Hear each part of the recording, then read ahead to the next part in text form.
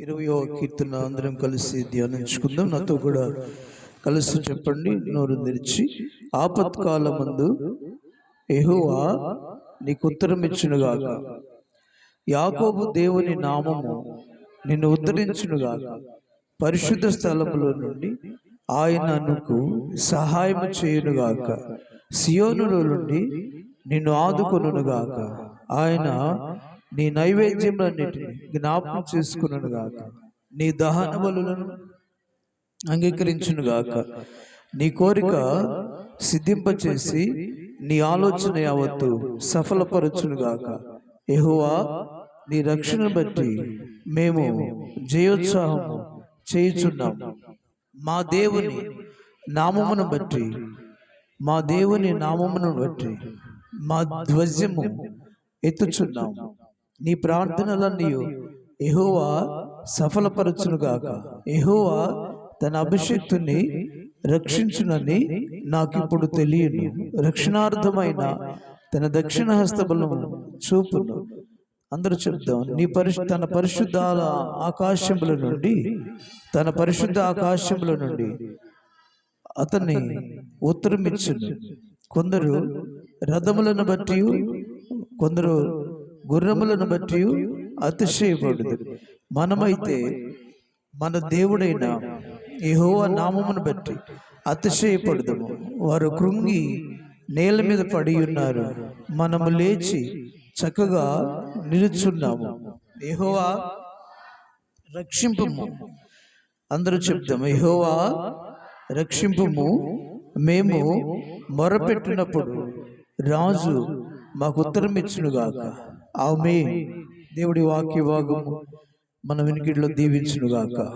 బిగ్గరగా చెబుదాం. ఆమేన్.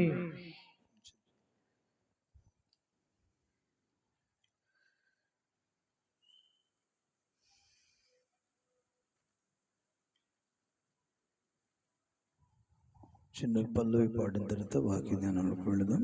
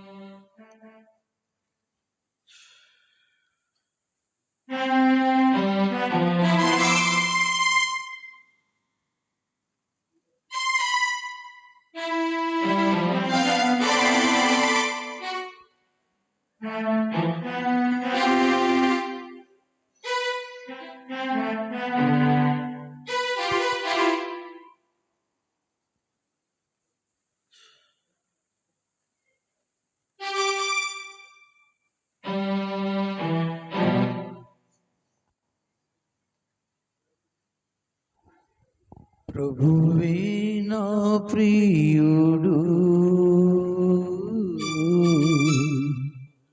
నన్ను మరువని దేవుడు,